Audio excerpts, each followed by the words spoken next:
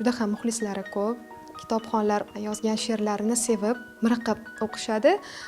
Ularni siz rafiqalari sifatida, inson sifatida ham, ijodkor sifatida ham qanday xotiralari bilan, qanday eng qadrli jihatlari, fazilatlari bilan eslaysiz?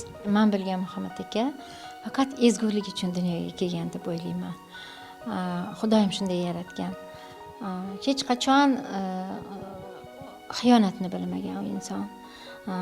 Yurtiga ham sadoqatli, do'stlariga ham sadoqatli, oilasiga ham sadoqatli bir inson edi. Farzandlarini o'z o'rnida yaxshi ko'radigan inson edi. Juda ham ardoqlar edi. Va agar kerak bo'lsa, yurti uchun ham, o'sha eng yaqin do'stlari uchun ham jonini berishga tayyor bo'lgan bir inson bo'lganlar. Do'stlari, yaqinlari, hamqishloqlari, hammalari faqatgina yaxshi so'z bilan mana 20 yil o'tibdi vafot etganlariga ko'rishib qolsak, qaysidir uchrashuvlarda, tadbirlarda ham albatta kelib, menga bunday yaxshilik qiluvdi. Hayron qolaman. Bu inson qachon odamlarga shuncha ko'p yaxshilik qilib ulgurdi deb hayron qolamanda. O'zlariga xos bir fe'l-atvori bor edi. Juda ham kam gap, kam suqum, kamtar, nohaqlikka yo'l qo'ymasdi. Juda ham bir bo'sh bayogina emas edilar. Sportga qiziqardilar. Uyda ham o'sha haligacha ham mana turadi. Trenajyorlari bor. Hozir ham o'sha esdalik bo'lib qoldi bizga. O'zlarini erta ketishini bilgandek tuyularida ko'p o'sha xatti-harakatlari, gaplari, hozir o'ylab qarasam, bolalarim masalan o'sha o'ynagani chiqib ketib, nimadandir xafa bo'lib keladigan bo'lsa, nimadandir bir ozorlanib kelsa, hech qachon ko'zingni yoshini ko'rsatma, o'zingni o'zing himoya qil deb o'sha juda qattiq turardilar. Endi bolalarni lekin har biriga o'zini fe'l-atvoriga qarab muomala qilardilar-da. Men qadrlaydigan eng katta narsadan biri shu ediki, ustozlarga hurmat. Ustoz shogird munosabatlari juda bir bu narsaga jiddiy qarardi Muhammad aka. Umrlarining oxirigacha o'sha yozuvchilar uyushmasida ishlagan bo'lsalar, ustozimiz Abdoliy Pufi bir pir o'rnida ko'rgan Muhammad aka va har bir gapdan, har bir so'zlaridan bir hikmat qidirardilar-da. Kelib menga aytib berardilar. Donishmandda Abdulla aka qara, mana bunaqa dedilar, mana bunaqa. Va qandaydir bir otalarcha suyanardilar. Qo'lda yozgan boshqa, odam yuragini tafti o'sha qalam bilan tushadi degan so'zlari bo'lgan. Mana ko'rishinglar mumkin, bu yerda qo'lyozmalari bor.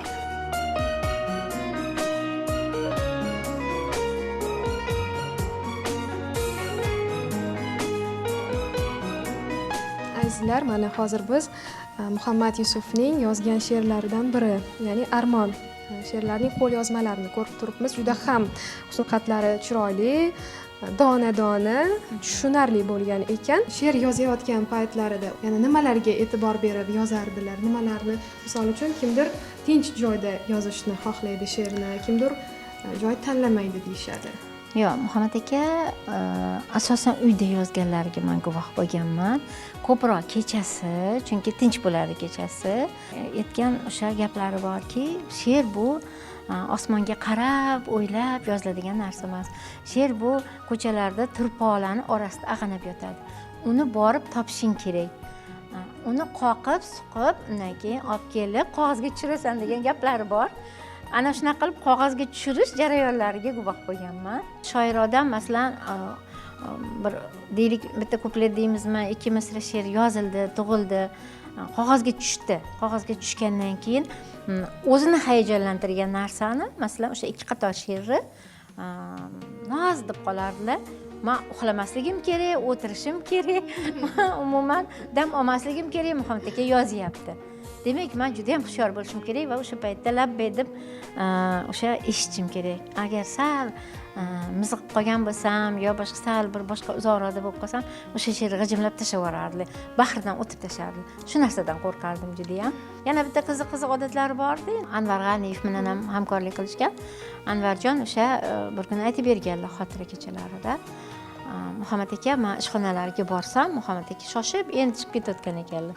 Keyin menga endi ertaga indinga telefon qilsalar bo'ladi, lekin tikka turdilarda hozir men majlisga ketyapman, san ham ovora qilmay deb kecha meni maqtab yurganlar, bir umrga do'stman deganlar, yoshlik qilib qoqingan chog'im panalarda g'iybat qilganlar.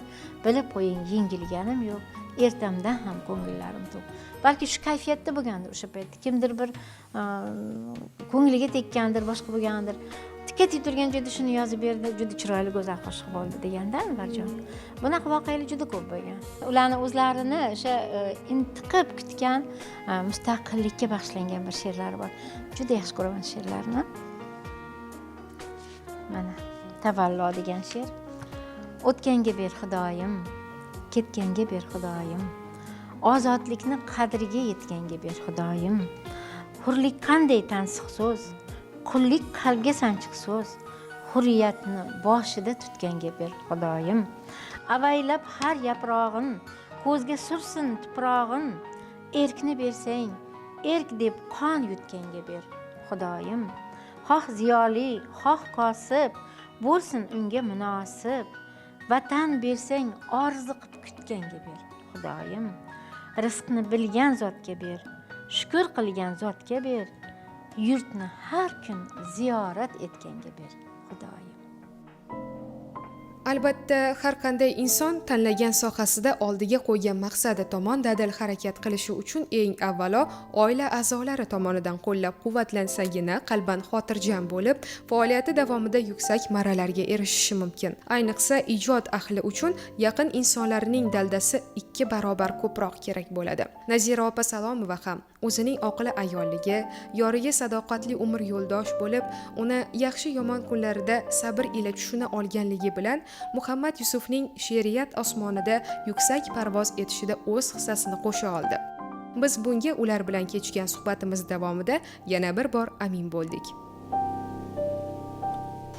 Muhammad Yusufning hayoti va ijodini o'rganish har bir yosh avlod vakillari uchun sharaf hisoblanadi. Ijodkor tomonidan yaratilgan she'r va asarlarni mutolaa qilish bilan bir qatorda ularni katta sahnalarda jonlantirish orqali adibning ichki kechinmalarini tushunish mumkin. Ayni shu maqsadda O'zbekiston Davlat san'at va madaniyat instituti talabalari tomonidan shoirning qalamiga mansub doston asosida spektakl sahnalashtirildi.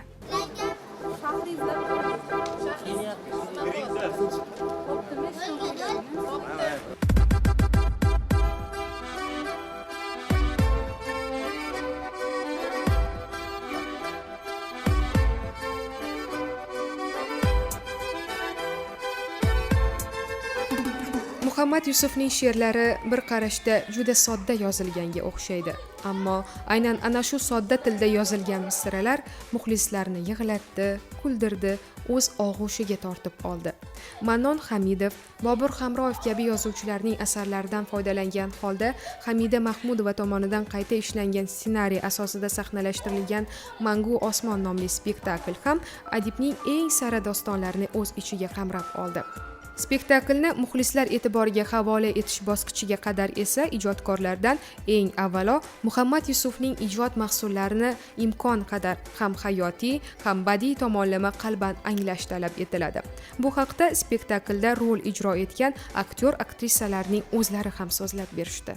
Sizga aytsam, hali tuproq botmay tovonga va muhabbat qiynoqlarini bilmasdan oldin ajib tuyg'u kelaverdi bostirib qonga. Men yurtimga ko'ngil berib baloga qoldim. Biz bilamizki, vatan haqida millionlab, minglab insonlar she'r yozgan, lekin Muhammad Yusufchalik meni nazarimda hech kim yoza olmagan. Shuning uchun ham mana shu spektakl yaratish jarayonida biz asosan vatan haqida, vatan tuyg'uga Muhammad Yusufni qarashi qanaqa bo'lgan?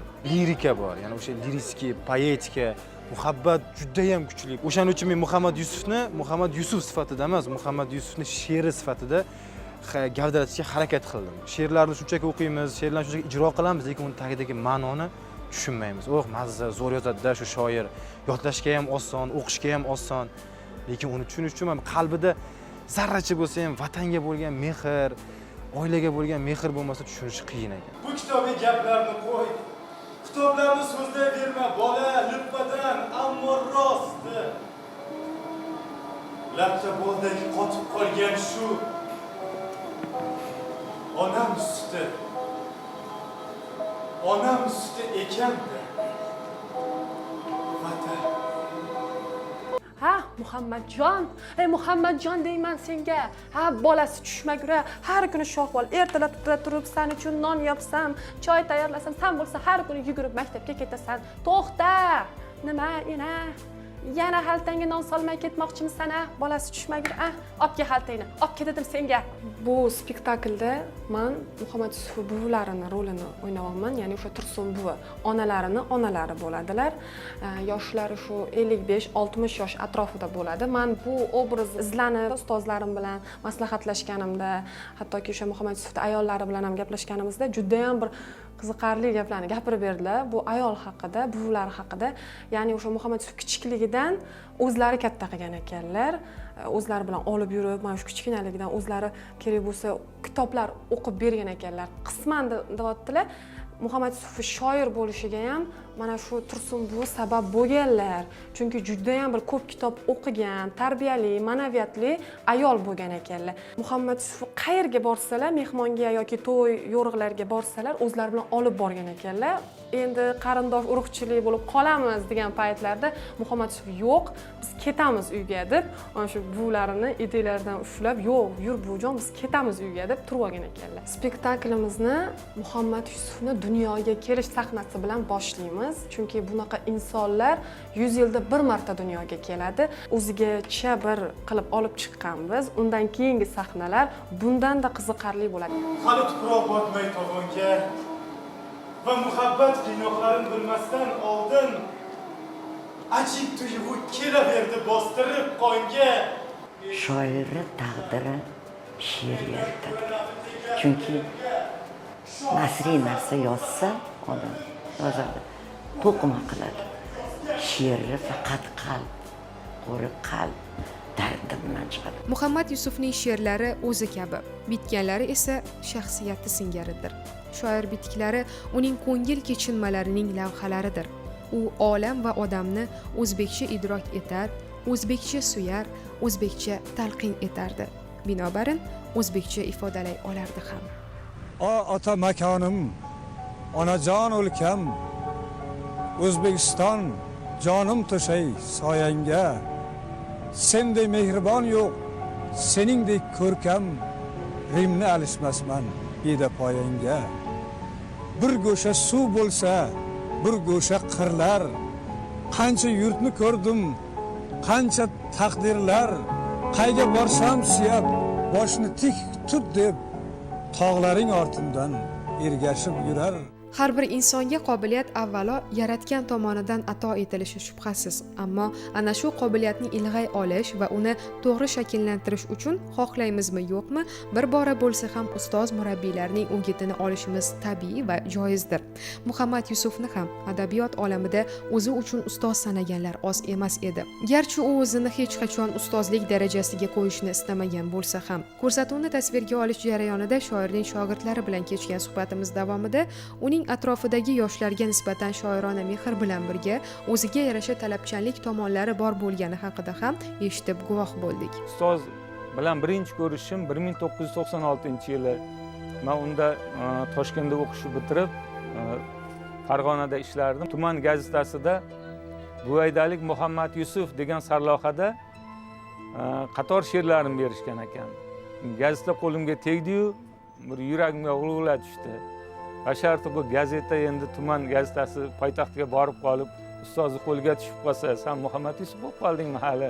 deysan, "Nima degan odam bo'laman?" deb xijolat bo'lib, gazetadan 2 dona olib, Toshkentga ishimdan javob so'rab, Toshkentga kelib, ustozni izlab topib, "Ustoz, ming bor uzr, mana shunaqa salohada gazeta chiqib ketib qolibdi. Men xijolat bo'lib keldim yoningizga." dedim. Samimiyat hamma qalbda ham bo'lavermaydi-da. Samimiyat qalbga o'rnashishi uchun, o'sha satrlar qalbga quyilishi uchun qalb juda toza bo'lish kerak. Gulday bir pokiza bo'lish kerak. Ustozning qalbi ana shunday bir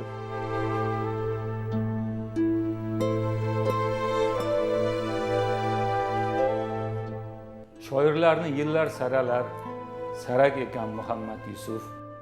Yarang bitar, mehr yaralar, darak ekan Muhammad Yusuf. Elda bo'lmoq mudom mukarram, Mirzoga-da aylasin nasib.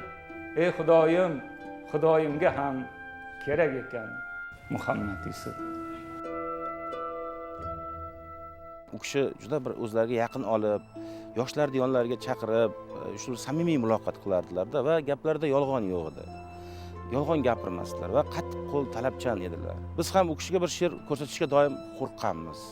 Yollarda she'r o'qishga doim hayajonga tushardik, qattiq hayajonga tushardik. Bir she'rimiz agar u kishiga yoqsa, juda bizdan baxtiyor inson yo'q edi. Agar bir she'rimiz haqida bir fikr bildirsalar, juda jiddiy masalan qabul qilardik. She'r yozishda shoshilish kerak emas. She'rni qachonki u maromiga yetgandan keyin jamoatchilikka taqdim qilish kerak, mashhur bo'lishga shoshilish kerak emas degan bir fikrlarni aytardilar. Va bir satrni ustida soatlab ishlagan paytlarini o'zimiz ko'rganmiz. Muhammad Yusufning ijodi haqida gap ketganda ko'pincha uning she'rlariga bastalangan qo'shiqlar haqida gapiriladi. U qo'shiq yozgan ham, o'zini qo'shiqchi shoir hisoblagan ham emas. Uning yozganlari o'ta jiddiy, ammo xalq diliga yaqin va ravon tilda yozilgan. U qo'shiqlari bilan emas, avvalo yurt muhabbatini hech kimga o'xshamagan misralarda ta'riflagan she'rlari bilan tanildi. Ustozimiz Muhammad Yusuf haqida gapirish biz uchun faxr. Qolaversa ustozimiz bilan biz shunaqa bir aka-ukadek, ustoz shogird bo'lib, ularni juda ko'p suhbatlarini olganmiz. Qolaversa ijodiy hamkorliklar qilganmiz. Ko'plab qo'shiqlarni birgalikda ijod qilganmiz. Askar maktubi, begona, binafsha, ko'plab mana shu qo'shiqlarimizni ijodiy hamkorlik qilganmiz. Bahor ayyom kunlari ish jarayonida bir dona qo'shiq yetmaganda endi shu bizning dasturimizga. Shunda keyin ustozimizning oldiga borib, ustoz bitta qo'shiq kerak, shu dasturimizga yetmayapti desam, keyin o'ylab yarim soatda binafsha qo'shig'ini oq qog'ozga tushirib berdilar. Shu qo'shig'imizni hozirgacha mana shu muxlislarimiz yodidan ko'tarmagan, har bir davralarda taklif berishadi. Shu qo'shiqdan ozgina xirgoyi qilib bersam. Men g'aribga sovchilik, sendan o'zga kim qilgay? Gulday nozik qiz qalbin, sen bilmasang kim bilgay? To'y qilamiz keng chaman, ariqlarning bo'yida, o'zing o'ynab berarsan Muhammadning to'yida. To'y qilamiz keng chaman, ariqlarning bo'yida, o'zing o'ynab berarsan Muhammadning to'yida. Ayt, ayt, u qiz qani, binafsha jon, binafsha. Ayt, ayt, ayta qolgin, binafsha jon, binafsha. Muhammad Yusuf haqida so'zlaydigan bo'lsak, bu insonning haqqiga yana ham ko'plab ta'riflar berish, uning ijodini o'zbek adabiyotida tutgan o'rni xususida soatlab gapirish mumkin. Xulosa o'rnida shuni aytish o'rinliki, u kamdan kam tug'iladigan iste'dod egasi bo'lish bilan birga, kamdan kam shoirlarda uchraydigan xislat egasi, shuhratdan qochadigan kamsuqum inson bo'lgan. Maylida kimgadir yoqsa yoqmasa, ularga qo'shilib yig'lasharmidik? Biz baxtli bo'lamiz, Xudo xohlasa. Xudo xohlasa yig'lasharmiz. Rayhon hidlaringni yo'llarimga sep, kut meni har oqshom, tong ko'kka oy chiqqan. Faqat yig'lamagin gunohim edi, aybing orang sen chiroyli chiqqan. Menga bir tabassum tuhoyib, ey yor, bol yoqsin lablaring sohillaridan. O'zing ayt, senday qiz yana qayda bor? Kipriklar hoshimlaridan. Men dunyoni nima qildim? O'zing yorug' jahonim. O'zim xoqon, o'zim sulton, sen taxti Sulaymonim. Yolg'izim, yagonam deyman. Topingan koshonam deyman. O'zing mening ulug'lardan, ulug'imsan vatanim.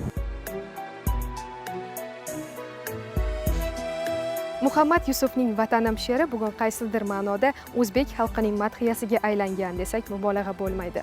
Yurti uchun yonib yashagan shoir bugun garchi hayot bo'lmasa-da, uning nomi hamyurtlari yuragida manguga muhrlangan.